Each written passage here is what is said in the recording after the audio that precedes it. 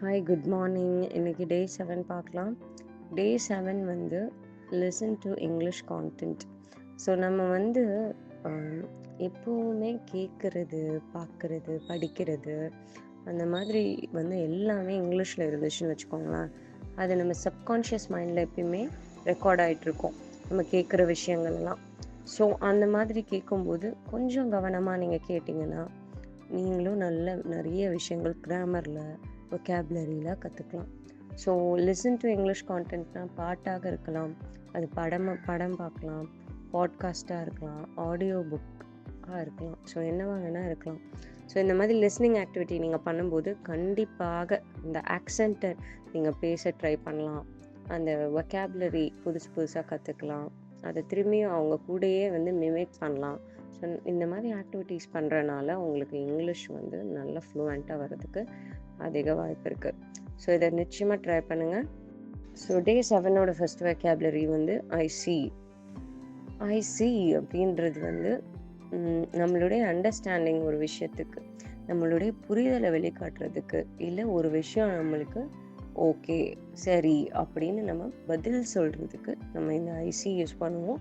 Example sentences பார்த்துடலாம். Neha, I was late because of traffic. Karan, I see that happens.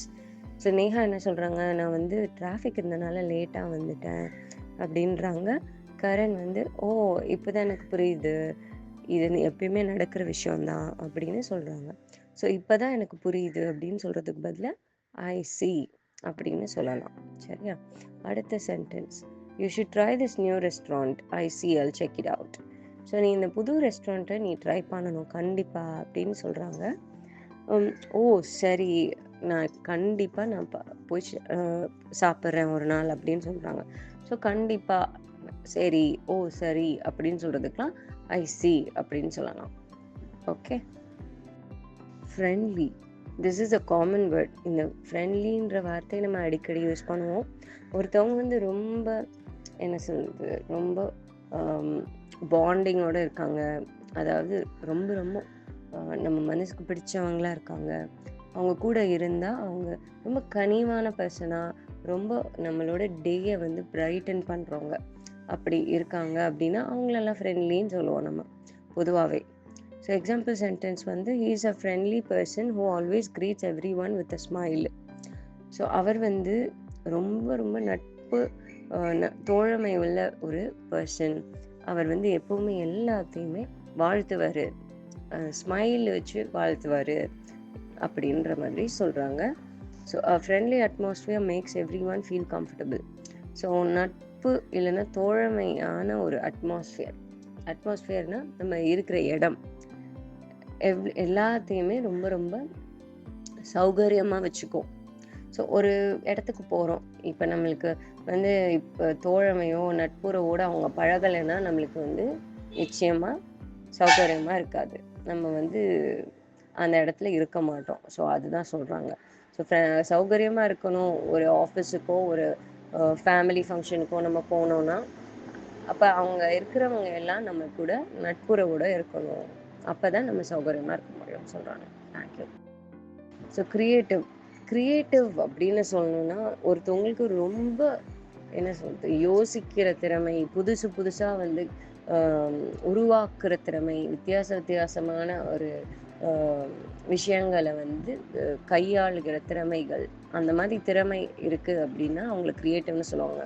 பொதுவாகவே இந்த artist, painters, paint பண்ணுறவங்க, அதாவது அந்த பெயிண்டிங்னா நான் என்ன சொல்ல வரேன்னா, இந்த தஞ்சாவூர் பெயிண்டிங், அதுக்கப்புறம் வந்து ட்ரெஸ் வந்து டிசைன் பண்ணுறவங்க, ஸோ டிசைனர்ஸ், ஜுவல்லரி டிசைனர்ஸ், அவங்களுக்கெலாம் வந்து பொதுவாகவே ரொம்ப க்ரியேட்டிவிட்டி இருக்கும். அதாவது புது விஷயங்களை உருவாக்கக்கூடிய சிந்தனைகள், புதுசாக யோசிக்கக்கூடியவர்கள். ஸோ அந்த மாதிரி இருக்கவங்கள ரொம்ப க்ரியேட்டிவ் அப்படின்னு சொல்லுவாங்க. எக்ஸாம்பிள் சென்டென்ஸ் பார்த்துடலாம். She has a creative mind and loves to design new things. அவளுக்கு ரொம்ப க்ரியேட்டிவ் மைண்ட், அதாவது புது விஷயங்களை வந்து பண்ணக்கூடிய இது மைண்ட் இருக்கான். அவள் புதுமையான விஷயங்களை வந்து அவள் வந்து உருவாக்குவாளாம். ஸோ அந்த மாதிரி சொல்கிறாங்க. Being creative help solve problems in unique ways. So இந்த மாதிரி கிரியேட்டிவானவங்க வந்து ஒரு பிரச்சனைன்னு வந்துச்சுன்னா புது புது விஷயங்கள்லாம் அவங்க வந்து வேறு வேறு கோணங்களில் யோசித்து சரி பண்ணுவாங்க. ஸோ அந்த மாதிரி இருக்கிறது வந்து ரொம்ப நன்மையை கொடுக்கும் அப்படின்ற மாதிரி சொல்கிறாங்க செகண்ட் எக்ஸாம்பிளில். ஃபேர் அண்ட் ஸ்கொயர் இந்த வார்த்தைக்கான அர்த்தம் வந்து நேர்மையுள்ள, நேர்மையாக ஒரு விஷயத்தை வந்து அடைகிறது. எந்த ஒரு குறுக்கு வழி அந்த மாதிரி எதுவுமே பண்ணாமல் நேர்மையாக ஒரு விஷயத்த நம்ம பண்ணுறதோ அடையிறதோ அதுதான் ஃபேர் அண்ட் ஸ்கொயர்னு சொல்கிறாங்க. இந்த காலத்தில் யார் இப்படிலாம் பண்ணுறாங்கன்னு கேட்குறீங்களா? இந்த காலத்தில் இது கொஞ்சம் கம்மி தான். ஆனால் ஃபேர் அண்ட் ஸ்கொயர்னால் அதுதான் மீனிங். ஸோ மாயா மாயா வந்து I won the game fair and square, no cheating involved அப்படின்றாங்க. நான் வந்து அந்த கேமை வந்து நேர்மையாக தான் ஜெயித்தேன், நான் வந்து பொய் சொல்லியோ ஏமாத்தியோ ஜெயிக்கலை அப்படின்ற மாதிரி சொல்கிறாங்க. Arjun the competition was tough but they won fair and square. அந்த காம்படிஷன் கடினமாக இருந்தாலும், அந்த போட்டி கடினமாக இருந்தாலும் அவங்க வந்து நேர்மையாக ஜெயிச்சாங்க அப்படின்னு அர்ஜுன் சொல்கிறாங்க. Next example, he admitted his mistake fair and square, earning everyone's respect. So அவனுடைய தவறை அவன் வந்து நேர்மையாக ஒத்துக்கிட்டானான். ஸோ அதனால் எல்லாரும் அவனுக்கு வந்து ரொம்ப மரியாதை கொடுத்தாங்களாம். அந்த மாதிரி சொல்கிறாங்க. எல்லாருடைய மரியாதையும் அவன் வந்து சம்பாதிச்சான்னு சொல்லலாம். அடுத்து, the judge ensured that the trial was conducted fair and square. So பொதுவாகவே வந்து இப்போ வந்து கோர்ட்டுலையோ எங்கேயோ வந்து நேர்மையாக இருக்க மாட்டேங்கிறாங்க. ஸோ ஆனால் இந்த எக்ஸாம்பிள் என்ன சொல்கிறாங்க, த ஜட்ஜ் என்ஷூர்ட், அந்த ஜட்ஜுனா நீதிபதி வந்து என்ன பண்ணார்னா அவர் வந்து கேர்மையாக அந்த கோர்ட் நடக்கணும்னு அவர் வந்து பார்த்துக்கிட்டாராம். ஸோ அந்த மாதிரி இருக்கிறவங்க ரேர் தான். கேஷுவல் நிறையா விஷயத்துக்கு நம்ம யூஸ் பண்ணுவோம். இப்போ வந்து கேஷுவல் ட்ரெஸ் அப்படின்னா அது வந்து நம்ம வீட்டுக்கு போடுறது, இல்லை ஃப்ரெண்ட்ஸ் கூட வெளில போகும்போது நார்மலாக போடுறது, ஜீன்ஸ் அண்ட் டிஷர்ட் அந்த மாதிரி போடுறது கேஷுவல் வேர்னு சொல்லுவாங்க. இதுவே வந்து கேஷுவல் மீட்டிங் அப்படின்னா வந்து நம்ம ஃப்ரெண்ட்ஸ் எல்லாம் சேர்ந்து, ஃபேமிலியெலாம் சேர்ந்து நம்ம மீட் பண்ணி ஜாலியாக பேசிக்கிறது. ஸோ அந்த மாதிரி விஷயங்களை கேஷுவல் மீட்டிங்னு சொல்லுவாங்க. இப்போ கேஷுவல் பிளேஸ் அப்படின்னா வந்து ஆஃபீஸ் இல்லாமல் இந்த மாதிரி ரொம்ப கம்ஃபர்டபுளான ஒரு சௌகரியமாக நம்ம ஜாலியாக இருக்கிற மாதிரி பிளேஸ், ஒரு இடத்தை வந்து கேஷுவல் பிளேஸ்னு சொல்லுவாங்க.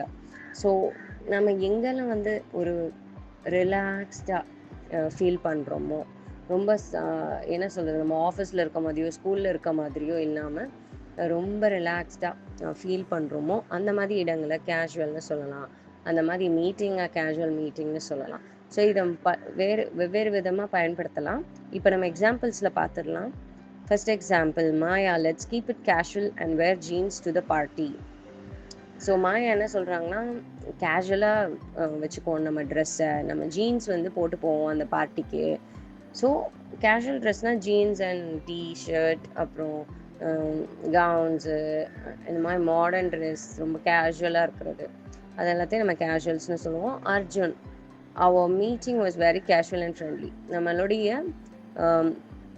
மீட்டிங் வந்து ரொம்ப ஈஸியாக இருந்துச்சு, ரொம்ப ரிலாக்ஸ்டாக நான் ஃபீல் பண்ணேன், ரொம்ப நட்பு தோழமையோடையும் இருந்துச்சு அப்படின்னு சொல்கிறாங்க.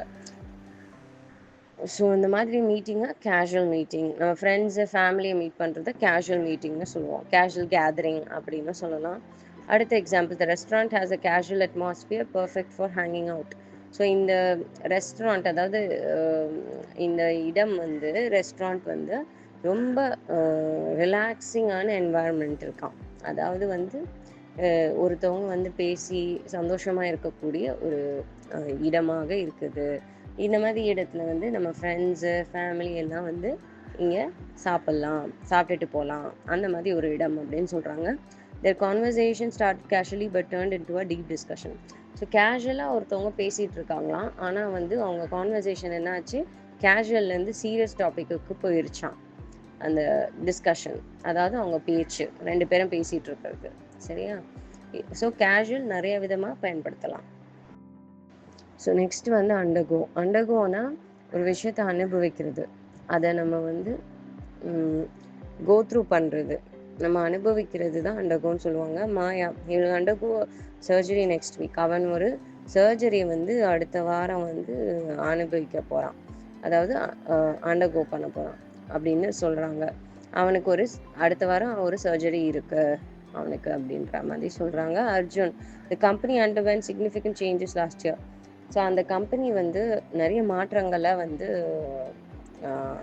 என்ன சொல்கிறது, மாற்றங்களை பார்த்துச்சான் கடந்த வருஷத்தில் அப்படின்னு சொல்கிறாங்க அர்ஜுன். அடுத்து வந்து she had to undergo a lot of training to qualify for the job. So அவள் வந்து நிறைய ட்ரைனிங்கை வந்து எதிர்கொள்ள வேண்டியதாக இருந்துச்சு, இதில் கற்றுக்கிற வேண்டியதாக இருந்துச்சு. அவள் இந்த ஜாபில் வந்து அவளை தேர்ந்தெடுக்கிறதுக்காக அப்படின்னு சொல்கிறாங்க. அடுத்து வந்து the bridge is undergoing repairs after the recent floods. So அந்த பிரிட்ஜு வந்து நிறைய ரிப்பேர் அந்த பிரிட்ஜில் வந்து நடந்து கொண்டு இருக்கிறதா. ஏன்னா ஆஃப்டர் த ஃப்ளட்டுனா வந்து என்ன சொல்கிறது, வெள்ளத்துக்கு அப்புறம் அந்த பிரிட்ஜை வந்து ரிப்பேர் பண்ணிக்கிட்டு இருக்காங்களாம். அது வந்து நடந்து கொண்டு இருக்குது அப்படின்னு சொல்கிறாங்க. ஸோ அண்டர்கோன்னு தமிழில் அனுபவிக்கிறதுன்னு அர்த்தம். அந்த அனுபவிக்கிறதுன்னு சொல்கிறத விட அது வந்து நடந்து கொண்டு இருக்கிறது அப்படின்னு நீங்கள் எடுத்துக்கலாம். ஓகே, ஒரு விஷயம் நடந்து கொண்டு இருக்கிறது அப்படின்றதுக்கும் யூஸ் பண்ணலாம். தேங்க்ஸ். ஸோ பங்க்சுவல்னால் ஒருத்தர் வந்து டைமை மதிக்கிறவங்க தான் பங்க்சுவலாக இருப்பாங்க. ஒருத்தர் வந்து டைமை மதித்து கரெக்டான ஒரு நேரத்தில் ஒரு இடத்துக்கு போகிறாங்கன்னா அவங்க வந்து பங்க்சுவல்னு சொல்லுவாங்க. ஸோ எக்ஸாம்பிள் பார்த்துடலாம். Maya it's important to be punctual for meetings. So நம்ம வந்து மீட்டிங்ஸ்க்கு ரொம்ப நேரத்துக்கு வர்றது ரொம்ப ரொம்ப முக்கியம் அப்படின்றாங்க. Arjun is very punctual and never keeps any one waiting. அவன் வந்து ரொம்ப ரொம்ப டைம் கரெக்டாக வந்துடுவானா, யாரையும் வந்து காத்துருக்க வைக்க மாட்டானா அப்படின்னு சொல்கிறாங்க அர்ஜுன். அடுத்த example, she is known for her punctuality and discipline. அவள் வந்து அவளுடைய இந்த டிசிப்ளின்னா வந்து ஒரு எல்லாத்தையும் நேர்த்தியாக ஃபாலோ பண்ணுறது, அதே மாதிரி டைமை வந்து காப்பாற்றுறவளாகவும் அவள் இருக்காளாம். கரெக்டான நேரத்துக்கு எல்லா இடத்துக்கும் வந்துடுவாளாம். ஸோ அவள் அதுக்கான எக்ஸாம்பிள் இல்லை, அதுக்கு தான் அவள் வந்து ரொம்ப பாப்புலர் அப்படின்ற மாதிரி சொல்கிறாங்க. அடுத்து வந்து டே 6க்கான வொக்காபுலரி ஆக்டிவிட்டியை கண்டிப்பாக உங்கள் ட்ரெயினருக்கு அனுப்பிச்சி விட்ருங்க. ஒரு வார்த்தைகளையும் வச்சு ஒரு சென்டென்சஸ் மேக் பண்ணி அனுப்பிச்சு கரெக்ஷன் பண்ணி வாங்கிக்கோங்க. ஸோ அடுத்து இன்றைக்கான காலிங் ஆக்டிவிட்டி டாபிக் இல்லைன்னா இன்றைக்கான டாபிக் என்னென்னா அ ட்ரிப் ஐ என்ஜாய்டு. ஸோ நம்ம சின்ன வயசுலேருந்து நிறைய ட்ரிப்ஸ் போயிருப்போம். ஸ்கூல் ட்ரிப்பாக இருக்கட்டும், நம்ம வீட்டிலேருந்து போகிறதா இருக்கட்டும், ஆஃபீஸ் ட்ரிப்பாக இருக்கட்டும், எதுவாக இருந்தாலும் நீங்கள் அதை பற்றி பேசலாம். அந்த ட்ரிப்பில் என்ன பண்ணீங்க, எதெல்லாம் உங்களுக்கு பிடிச்சிருந்துச்சு, என்ன சாப்பிட்டீங்க, எங்கே தங்குனீங்க, எந்த இடத்துக்கு போனீங்க, ஸோ அந்த மாதிரிலாம் நீங்கள் எக்ஸ்பிளைன் பண்ணலாம் இன் இங்கிலீஷ். ஸோ இந்த மாதிரி பண்ணிக்கிட்டு இருந்தீங்கன்னா கண்டிப்பாக ரொம்ப ஃப்ளூவெண்ட்டான ஒரு இங்கிலீஷ் கண்டிப்பாக சீக்கிரமாக உங்களுக்கு கிடைக்கும். தேங்க்யூ.